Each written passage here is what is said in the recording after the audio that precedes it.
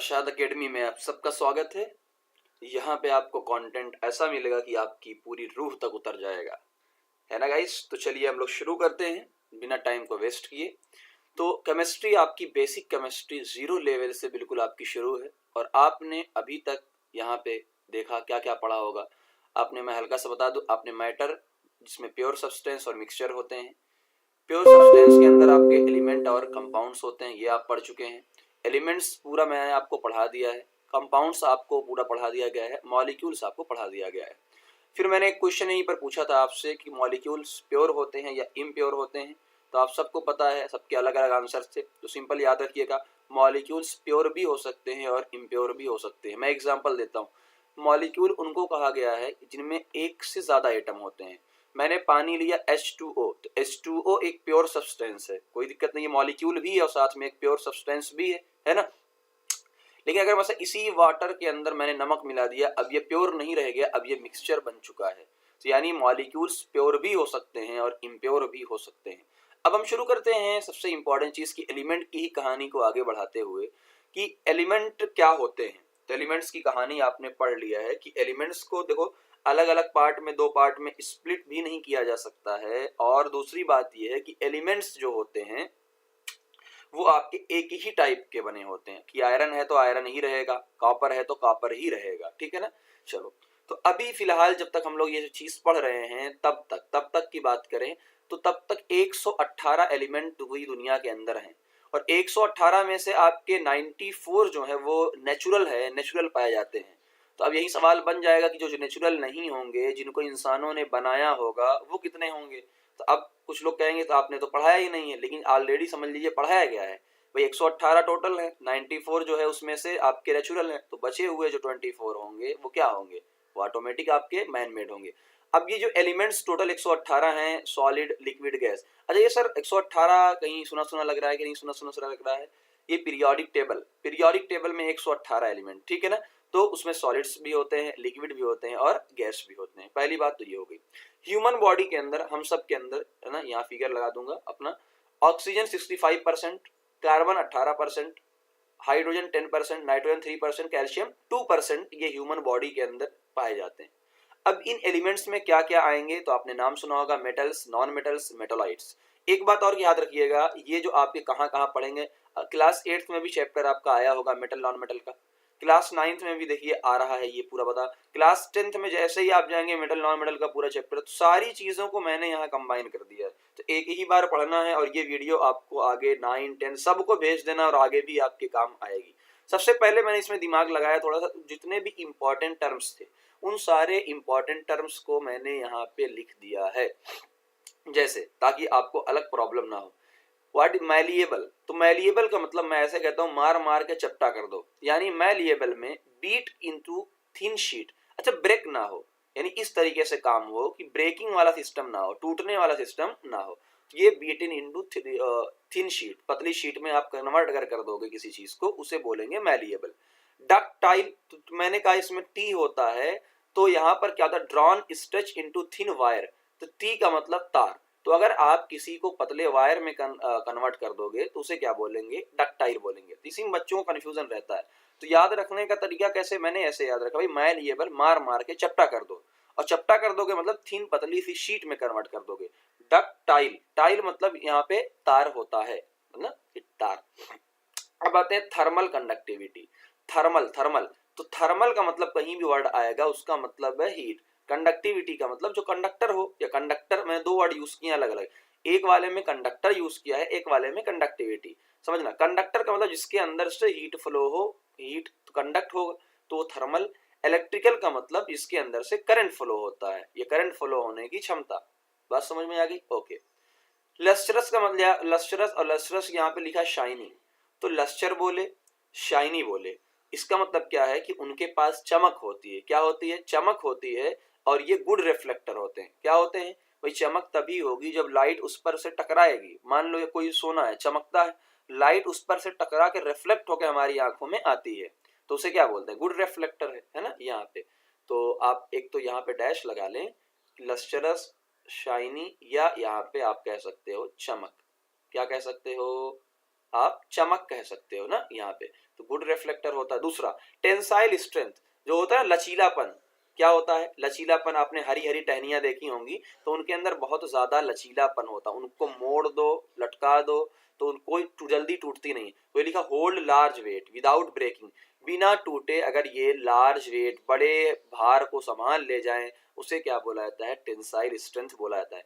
Melting point का मतलब क्या है, अगर जब सॉलिड लिक्विड के अंदर कन्वर्ट होता है, बट यहाँ पे जब हम मेटल की बात करेंगे तो हम वहां पे मोल्टेन की बात करेंगे, भाई मोल्टेन है, पिघल गया है, जिसे कहते हैं पिघला है। बॉइलिंग पॉइंट का मतलब वेपोराइज होना, क्या होना, वेपोराइज होना, वेपर में कन्वर्ट होना।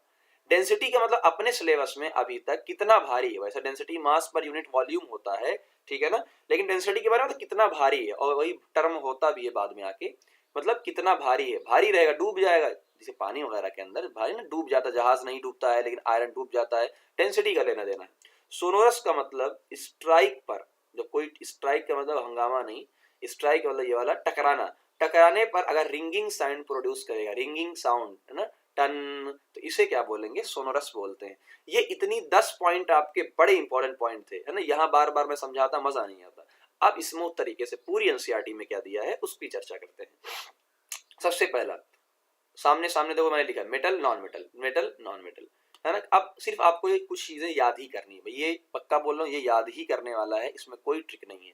देखो मैलिएबल और डक्टाइल, मैलिएबल और डक्टाइल में सबसे बेस्ट कौन है, गोल्ड और सिल्वर, ये क्वेश्चन पूछा, सबसे बेस्ट कौन है, गोल्ड एंड सिल्वर होते हैं मैलिएबल और डक्टाइल में।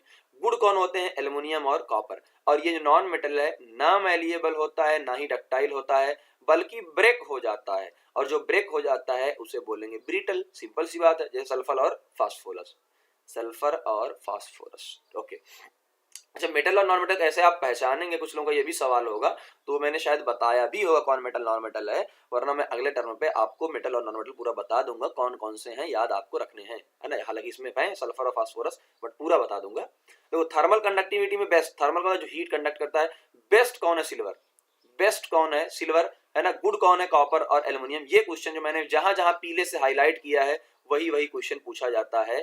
पुअर में कौन है, लेड और मरकरी, पुअर में कौन है, लेड और मरकरी। यहाँ पे कंडक्ट नहीं करवाते हैं, बैड कंडक्टर हैं, लेकिन यही ध्यान देना है, नॉट ऑल, ऐसा नहीं कि सारे के सारे बैड कंडक्टर। देखो डायमंड हीट कंडक्ट कराता है, ग्रेफाइट इलेक्ट्रिसिटी कंडक्ट कराता है, ये क्वेश्चन पूछा जाता है, ये क्वेश्चन पूछा जाता है कि हीट कौन कंडक्ट कराता है, डायमंड, इलेक्ट्रिसिटी कौन कंडक्ट कराता है, ग्रेफाइट, तभी तो इलेक्ट्रोड बनाने के काम आता है। निप्पो सेल याद करो, बचपन का निप्पो सेल, उसमें देखो ना ग्रेफाइट की रॉड लगी होती है, कार्बन रॉड, ग्रेफाइट।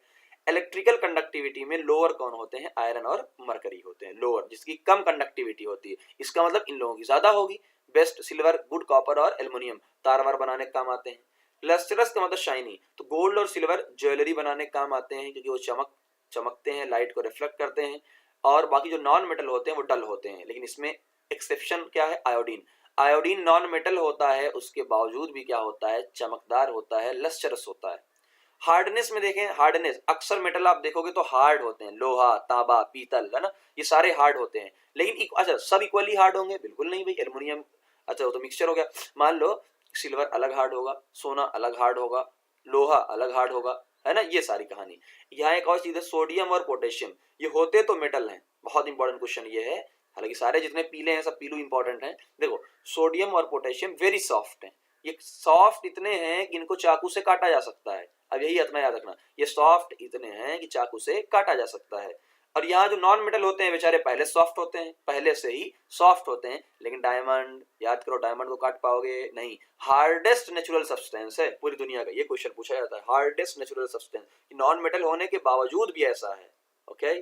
चलो अब आते हैं हम लोग टेंसाइल स्ट्रेंथ के ऊपर, किसके ऊपर, टेंसाइल स्ट्रेंथ के ऊपर आते हैं। आयरन देखो सिंपल, टेंसाइल और लचीलापन, तो आयरन को हम लोग ब्रिज वगैरह, रेलवे ट्रैक है, ब्रिज है, मशीन है, इन सब के बनाने में यूज करते हैं, टेंसाइल स्ट्रेंथ उसकी ज्यादा होती है। फिर वही कहानी आई, सोडियम और पोटेशियम बहुत सॉफ्ट होते हैं, अब अगर इतने सॉफ्ट हैं कि चाकू से कट जाएंगे, इसका मतलब इनकी टेंसाइल स्ट्रेंथ क्या है, बहुत कम है, बहुत कम है। और नॉन मेटल की तो कम होती ही है, इस पे अगर कोई चीज आप रखोगे तो ये टूट जाएगा, पट्टा से टूटेगा, है ना, जैसे पेंसिल की नोक ले लो, है ना, देखो टूट जाती है इजी, वहीं पेंसिल का लोहा ले लो, उसी में मतलब लोहा। देख लो अगला, ऑल मेटल, जितने भी मेटल होते हैं सॉलिड होते हैं भाई, जितने भी मेटल हैं सॉलिड हैं सिवाय मरकरी के। मरकरी एक लिक्विड है, थर्मामीटर आपने देखा होगा उसमें लिक्विड होती है, मरकरी होती है, तो दिमाग में तो रख ही सकते हैं इतना। और इसमें तीनों टाइप के होते हैं, सॉलिड भी, लिक्विड भी, गैस भी। सॉलिड में कार्बन है, सल्फर है, फास्फोरस है, ये सारे क्या होते हैं सॉलिड होते हैं।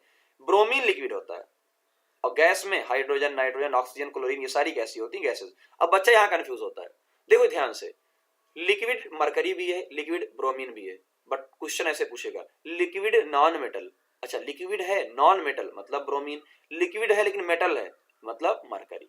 चलो मास m से मेटल, m से मरकरी। ओके, मेल्टिंग पॉइंट का मतलब इसका क्या होता है भाई, जाहिर सी बात अगर हार्ड है मेल्टिंग पॉइंट हाई होगा, लेकिन फिर वही कहानी आती है कि सोडियम और पोटेशियम तो बहुत सॉफ्ट थे, इसका मतलब इनके मेल्टिंग पॉइंट कम होंगे। लेकिन गैलियम एक ऐसा आता है, इस पे क्वेश्चन बहुत ज्यादा पूछा जाता है कि गैलियम एक ऐसा होता है जैसे ही आप इसको हाथ पे रखोगे पिघलने लगेगा। इसका मतलब क्या है, हमारी बॉडी हीट पर या यूं समझ लो नॉर्मल टेम्परेचर पे भी ये पिघलने लगता है। तो ऐसे दे दे कि गैलियम है और 25 डिग्री सेल्सियस पे रखा गया है, बताओ क्या होगा भाई, पिघलने लगेगा, रूम टेम्परेचर पे पिघलने लगेगा।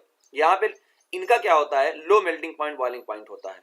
और इसी वजह से खुद सोचो, अगर बॉइलिंग पॉइंट जिसका बहुत कम होगा, बॉइलिंग पॉइंट क्या होगा कम, इसका मतलब जल्दी से भट तुरंत क्या हो जाएगा, वेपर में कन्वर्ट हो जाएगा। भाई बॉइलिंग पॉइंट मान लो 20 डिग्री सेल्सियस है और टेम्परेचर नॉर्मल होता है 25 डिग्री सेल्सियस रूम का, तो ये सारे के सारे गैस में ही तो हो जाएंगे। तो ये इसीलिए गैस में होते हैं, इसीलिए गैस में। तो ये असर्शन रीजन का बड़ा बेस्ट क्वेश्चन ये बन सकता है, तो मे भी बने ही। Graphite is equal to high, लेकिन ग्रेफाइट ऐसा होता है जिसका मेल्टिंग पॉइंट क्या होता है, बहुत ज्यादा होता है, 37 डिग्री 3700 डिग्री सेल्सियस। ठीक है, आगे डेंसिटी का मतलब क्या होता है, अपने यहाँ पे डेंसिटी का मतलब होता है हैवी।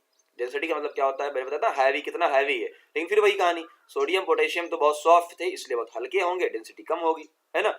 इनकी डेंसिटी बहुत, भाई नॉन मेटल की उसके अपोजिट चलते हैं, नॉन मेटल की डेंसिटी कम होती है क्योंकि अक्सर वो गैसेस में होते हैं, अक्सर वो गैसेस में होते हैं, और जो सॉलिड वाले भी होते हैं उनकी भी कम होती है, लेकिन आयोडीन की डेंसिटी हाई होती है। अब कितनी हाई होती है ये नहीं पता, बट हाई होती है, नॉर्मल से हाई होती है। सोनोरस का मतलब क्या है बताया था, साउंड। तो इसको बेल मेकिंग में, म्यूजिकल इंस्ट्रूमेंट के वायर में इस चीज की प्रॉपर्टी का यूज किया जाता है, और यहाँ पे साउंड प्रोड्यूस नहीं होता है। कुछ कलर की बात कर लेते हैं जो आप याद रख लीजिएगा, कापर रेडिश ब्राउन का होता है, गोल्ड येलो होता है, गोल्ड को सभी जानते हैं, है ना। और से ऐसे ही सल्फर येलो होता है, फास्फोरस व्हाइट और रेड होता है। अच्छा व्हाइट रेड नहीं होता है ना, व्हाइट और रेड होता है, यानी व्हाइट फास्फोरस आता है, रेड फास्फोरस आता है ना, इस टाइप के। ग्रेफाइट ब्लैक होता है, वो जानते ही हैं। क्लोरीन येलो ग्रीन होता है, ब्रोमीन रेड और ब्राउन होता है, हाइड्रोजन और ऑक्सीजन कलरलेस होता है। तो ये पूरी कहानी किस चीज की थी, ये पूरी कहानी आपकी इस चीज की थी कि मेटल और नॉन मेटल क्या है। तो एक बार पढ़िएगा, दोबारा आपको 10th तक भी पढ़ने की जरूरत नहीं पड़ेगी। ओके, अब एक क्वेश्चन यहाँ पे और है, क्वेश्चन क्या स्टेटमेंट है, life would not have been possible without the presence of non metal. ये आपको एक्सप्लेन करना है कि विदाउट नॉन मेटल लाइफ आपकी पॉसिबल नहीं है। कैसे करेंगे एक्सप्लेन, देखो तो मैंने दो एग्जांपल दिया, कार्बन, ये भाई लाइफ जो भी है कार्बन बेस्ड मॉलिक्यूल पर डिपेंड करती है। देखो कार्बोहाइड्रेट में carbon, protein, fat, vitamin, enzyme, इन सब के अंदर क्या चर्चा है, इन सब के अंदर कार्बन कंपाउंड है, क्या है, कार्बन कंपाउंड ही है, तो इनके बिना तो लाइफ पॉसिबल बिल्कुल भी नहीं है। दूसरा ऑक्सीजन ब्रीदिंग में, कंबस्टन में, इन सब चीजों में यूज होती है। ठीक है ना। चलो अब आते हैं मेटालॉइड के ऊपर। मेटालॉइड्स मतलब क्या होता है, देखो show some property of metal, बीच का आदमी, ना मेटल ना नॉन मेटल, दोनों बीच के आदमी है, थोड़ा सा इसका थोड़ा सा इसका। इसका मतलब ये ना ही कंडक्टर होगा, ना ही मेटल जैसा पूरा होगा, और ना ही इंसुलेटर होगा। तो एक वर्ड यूज किया जाता है सेमी कंडक्टर। क्या वर्ड आप पढ़ोगे, सेमी कंडक्टर, जो ना ही कंडक्टर होता है ना ही इंसुलेटर होता है, बल्कि बीच का होता है, सेमी कंडक्टर। क्लास 12 चैप्टर ही है जिसको पढ़ना होगा, अभी से नहीं पढ़ना, गर्मी छुट्टी में एक आइडिया लगा लेना, है ना, दिया हुआ है मेरे में। इसका एग्जांपल याद करोगे, boron, silicon, germanium, boron, silicon, germanium, जिसमें सबसे ज्यादा इंपॉर्टेंट है Si यानी सिलिकॉन। आगे भी इसी की चर्चा खाली होती है। तो ये आपका सेमी कंडक्टर है, कई बार इसे सेमी मेटल के नाम से जाना जाता है। तो ये था आपका बेसिक नंबर 2, जिसमें आपको ये सारी चीजें अभी 1 by 1 दिमाग में सेट करनी है। अगले टर्म पे हम लोग लेकर आएंगे मिक्सचर, और फुल डिटेल मिक्सचर की होगी। ओके, मिलते हैं फिर नए वीडियो में। शेयर और लाइक जरूर करिएगा, कमेंट भी।